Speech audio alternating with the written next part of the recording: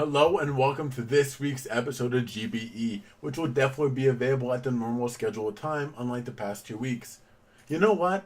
I get busy sometimes, but I managed to shut out a video in the short amount of time I actually have.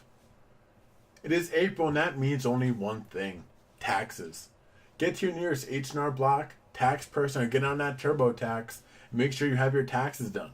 April 15th is just around the corner, so make sure you have it done. Alright.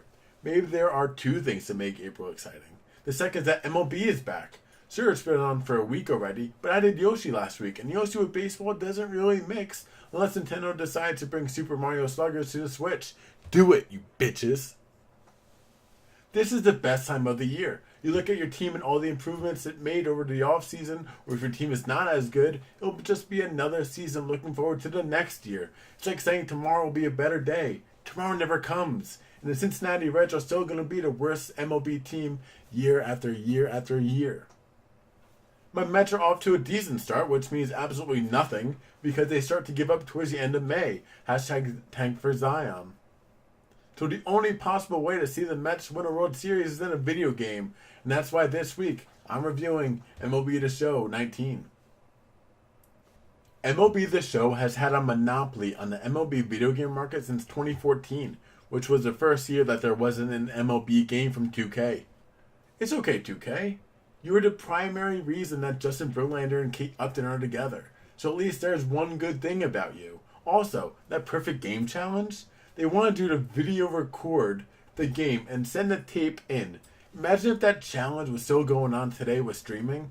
So much simpler. MLB The Show is only available on the PlayStation family of systems, starting out on the PSP and the PS2 back in 2006 with Big Papi on the cover, and now only being on the PS4.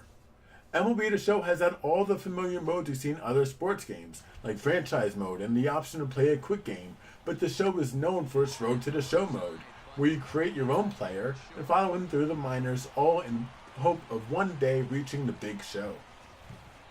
With MLB The Show 19, it has all your favorite game modes, but adds a new layer of depth to the Road to the Show mode along with some others. In Road to the Show mode this year, they are really focusing on your relationships with your teammates along with a better selection of archetypes that they introduced in last year's version of the game. Time for my rant. Those fucking archetypes fucked over my player.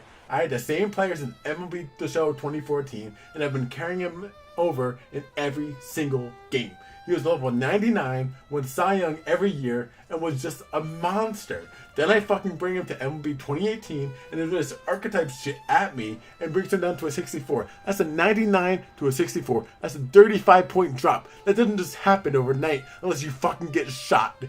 No way that fucking happens. But anyway, that was right after I signed a Bryce Harper-esque contract. Literally, they paid me literally all their money. Like, 55% of their payroll went to me, because I deserved it. Anyway, so the Red Sox are paying me almost $30 million a year to be a fucking relief pitcher because my rating wasn't good enough to retain my pitcher as a starter. So they're paying all this money for a relief pitcher that pitches maybe 3 innings a week. That's their fucking mistake. If I was paying someone $30 million a year, they'd be fucking doing landscaping, they'd be hitting, they'd be pitching, they'd fucking be the third base coach, they'd be doing everything. Anyway, it was bullshit and it ruined my player's chances of getting to the Hall of Fame. He is now retired, living with his wife and 15 children in Vermont, only 16 minutes away from the Ben & Jerry's factory. Enjoy your time with Joey. You fucking earned it. Okay, right from the start of your creative player, you can choose from 4 personality traits that will help determine your behavior in and outside of the clubhouse. These personality traits don't really affect much, but they are still a fun little thing on the side. One of the biggest improvements in the game are the challenges. During any game, you will get a pop-up screen before an important at-bat that will give you a goal to meet. If there's a runner in scoring position, it could be to hit them in. If there's a runner on first, it could be to advance the runner. Or it could be something simple like don't check swing and have it be called a strike. These challenges, if completed, will give you an XP boost, which will help upgrade your player. You can also get challenges over the course of a few games when you finish training. Side note, there are now mini games for some of the training missions that you do. If you want to get stronger, you now have to hit the L1 and R1 buttons to lift the weights. There's a mini game on your player's phone that will challenge your timing skills, and there are others as well. At the end of some of the mini games, a coach or player can challenge you to get 6 hits over the next 3 games or something similar. These challenges can stack with the ones that you will receive during the games. Road to the Show is still my favorite mode in MLB and is the primary reason I purchase it every year. One mode that I don't play that often is franchise mode. There isn't much new to franchise mode that is really worth mentioning. One newer mode that is similar to franchise but only lets you play the really important moments of the season is March to October. In March to October, you pick a team and you will only play key moments throughout the season, and your performance in those moments will dictate how you do in the games leading up to your next key moment. So if you win on opening day, you'll go on a hot streak and win most of the series and on. But if you lose your next key moment, you'll go on a cold streak. Sprinkled in between the hot and cold momentum shifts are play momentum challenges. You would play several moments as one player, and your performance in that game will dictate how he will perform. It's basically the same concept as the hot and cold momentum shifts.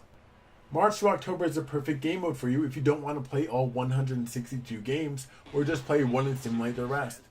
For the moments that are for your whole team, you only play a few innings of the actual game, which will definitely save you some time. One downside of March to October is that you aren't able to make trades or sign free agents.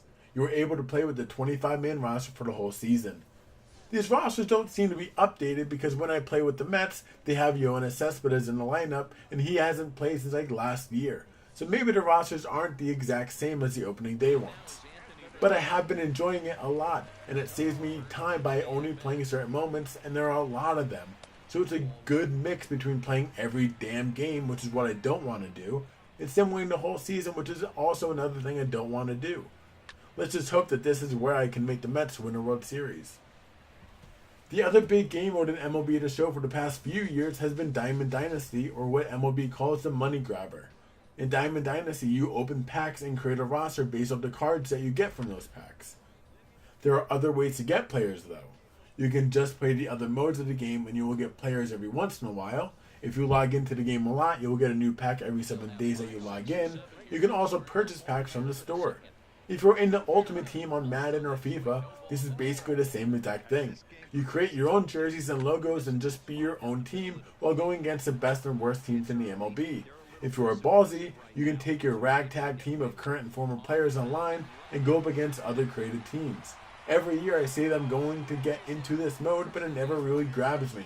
I'm not creative enough to make an awesome team logo or jersey, but I still find it somewhat fun to play with a team mostly composed of minor league players, along with one great MLB player.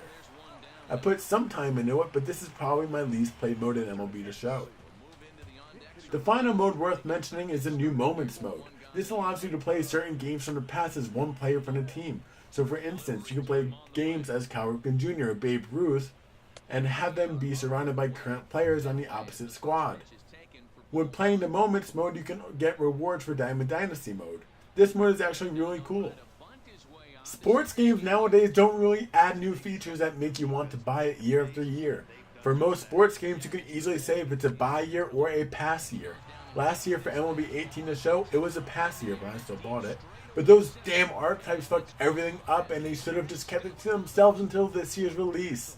But with the new additions of March to October and Moments and a few new additions to Road to the Show, this year's MLB The Show is definitely a buy because it is good. Thank you for checking out this week's video. If you are a fan of MLB The Show or you just like baseball, let me know what your favorite team is in the comments. While you are here, hit that subscribe button and share the video with your baseball friends. We all have them. Make sure to follow GBE on Instagram and Twitter for today in gaming history and other stuff as well. I'll see you next week.